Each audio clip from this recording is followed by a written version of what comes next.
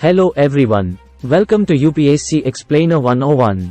Today, we'll explore kings, farmers and towns, early states and economies from Class 12 NCERT History Chapter 2. Let's dive in. Discuss the evolution and significance of administrative systems in ancient Indian rural society as depicted in early texts and inscriptions. Answer. Early texts and inscriptions reflect on the different categories of individuals like landless laborers, small peasants, and large landholders. Mention of Gahapati in Pali texts indicating small peasants and large landholders. Role of village headmen and large landholders as powerful figures controlling other cultivators. Legal framework. Manusmriti advising on boundary demarcations to prevent disputes. Land grants recorded in inscriptions, facilitating legal ownership and status elevation for recipients. Impact on society, differentiation amongst individuals engaged in agriculture, emergence of new rural elites through land grants, affecting the social and economic dynamics of rural communities. Elaborate on the trade networks, urbanization, and the role of coinage in ancient India, highlighting their socio-economic implications. Answer. Trade networks, land and river routes facilitating trade within the subcontinent and beyond, overseas trade extending across the Arabian Sea to East and North Africa and through the Bay of Bengal to Southeast Asia and China. Goods traded include salt, grain, cloth, spices, textiles, and medicinal plants. Urbanization, emergence of urban centers like Pataliputra, Ujjaini, and Pua along communication routes. Occupational diversity in urban populations including craft producers, merchants, officials, and religious teachers. Coinage, numismatics, introduction of punch-marked coins aiding in trade exchanges. Coins issued by various rulers like the Guptas and tribal republics like Yadayas reflecting economic activities and political assertions. Gold coins issued by Gupta rulers facilitating long-distance transactions and reflecting the prosperity of the era. Discuss the process and significance of deciphering inscriptions in understanding ancient Indian history. Highlight the limitations of epigraphical evidence. Answer. Decipherment process. Work of epigraphists like James Prinsep in deciphering Brahmi and Kharosthi scripts. Comparative analysis of scripts and languages, facilitated by coins and bilingual inscriptions. Historical insights. Inscriptions providing information on political, religious, and social narratives of ancient India.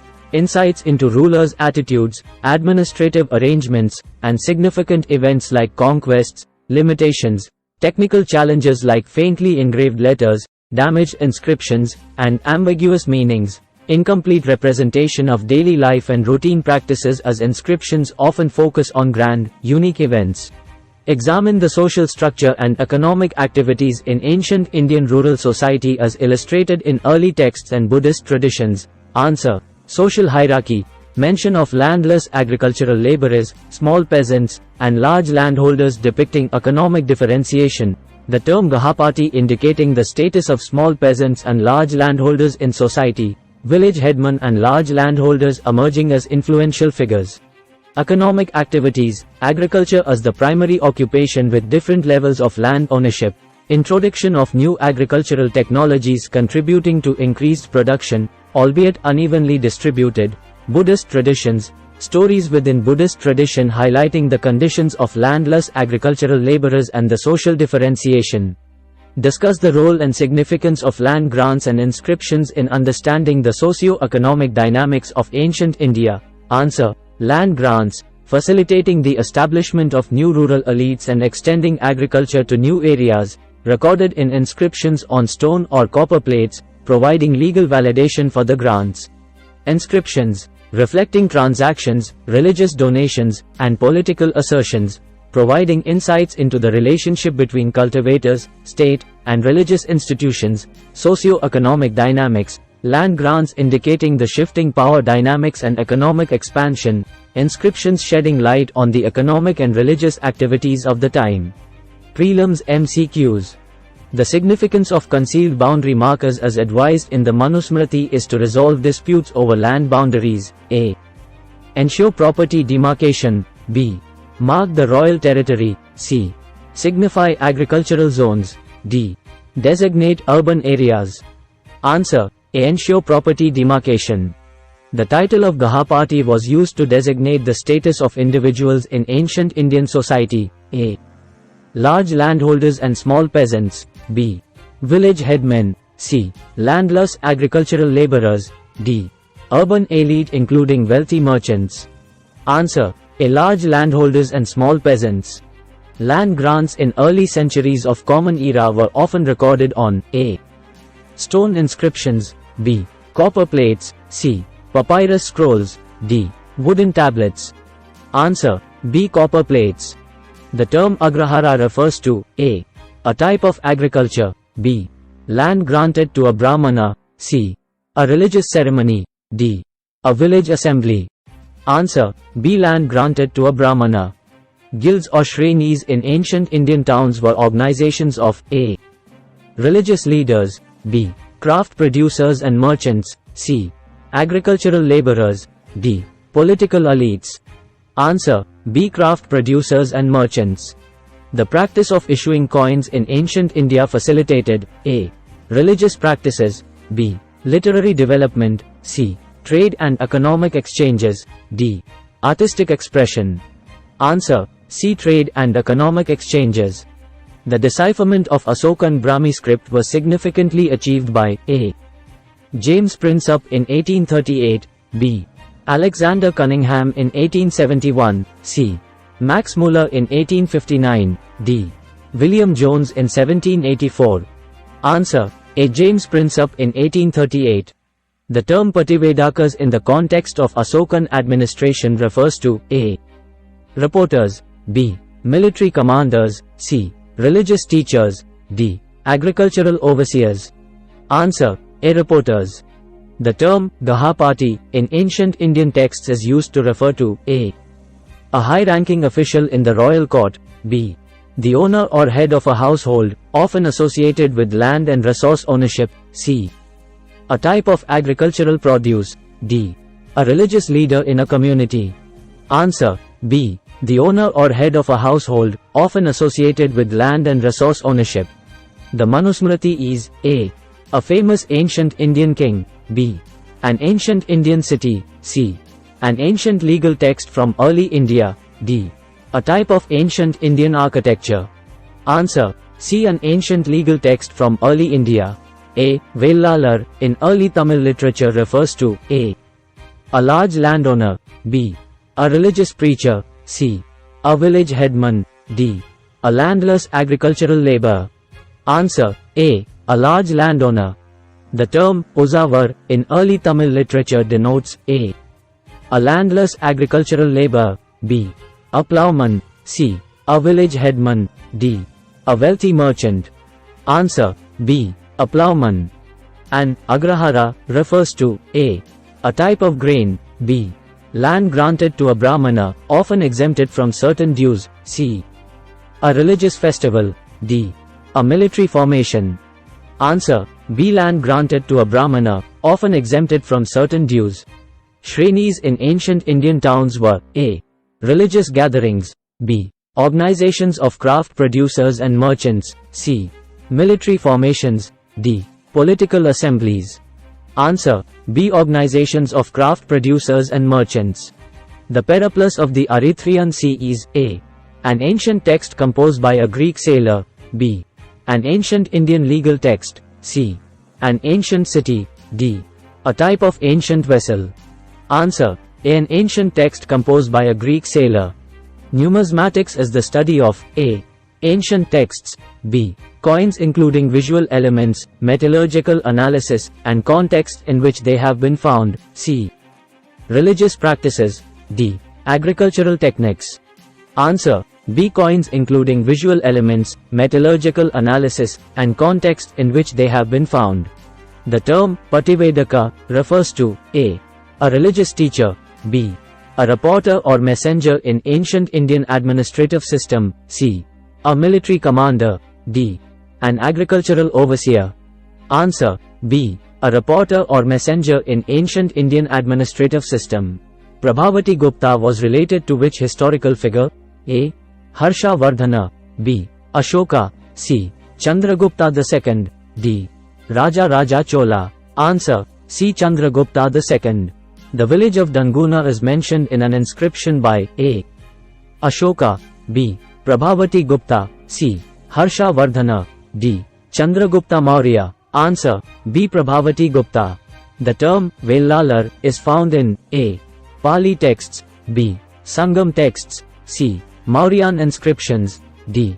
Gupta period inscriptions. Answer, B. Sangam texts. The city of Pataliputra was associated with which empire? A. Gupta Empire, B. Mauryan Empire, C. Chola dynasty, D. Satavahana dynasty. Answer, B. Mauryan Empire. Which ruler is associated with the Harshacharita? A. Chandragupta Maurya, B. Harsha Vardhana, C. Prabhavati Gupta, D. Ashoka. Answer, B. Harsha Vardhana. The region of Kalinga, as mentioned in ancient inscriptions, is present-day A. Rajasthan, B. Kerala, C. Coastal Orissa, D. Tamil Nadu. Answer, C. Coastal Orissa. James Princeps is known for A. Being a ruler during the Gupta period, B. Deciphering the Brahmi script, C.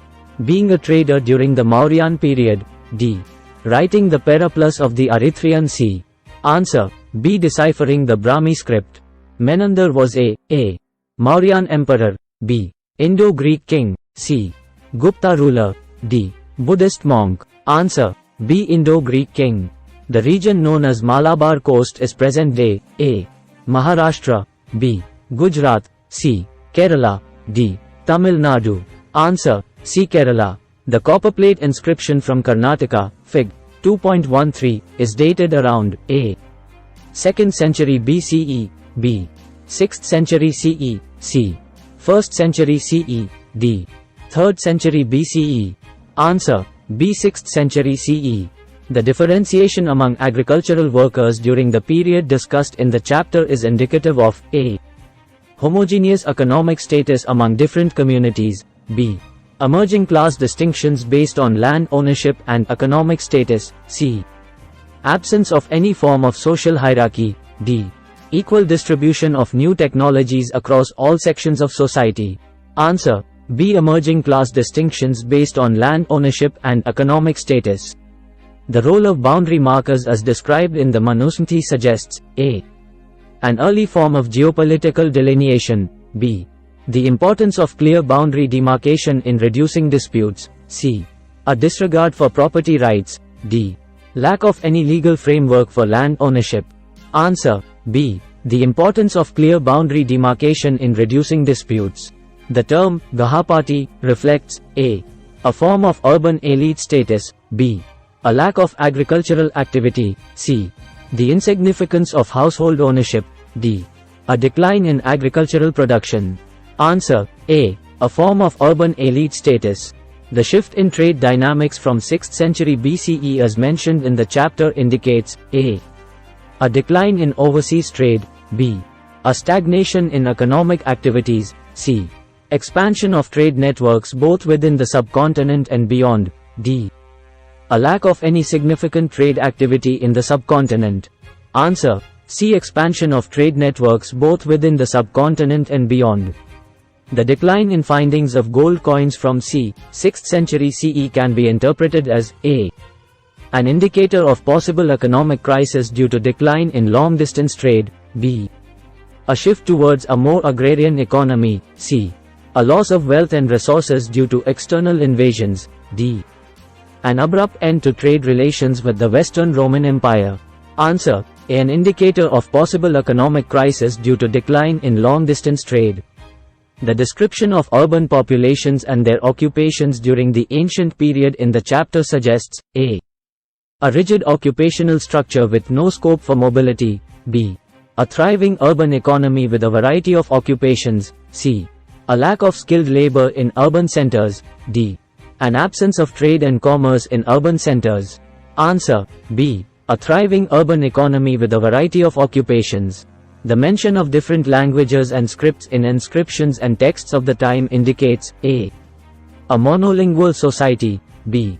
Cultural and linguistic diversity, C. Absence of any form of written communication, D. A centralized control over linguistic practices.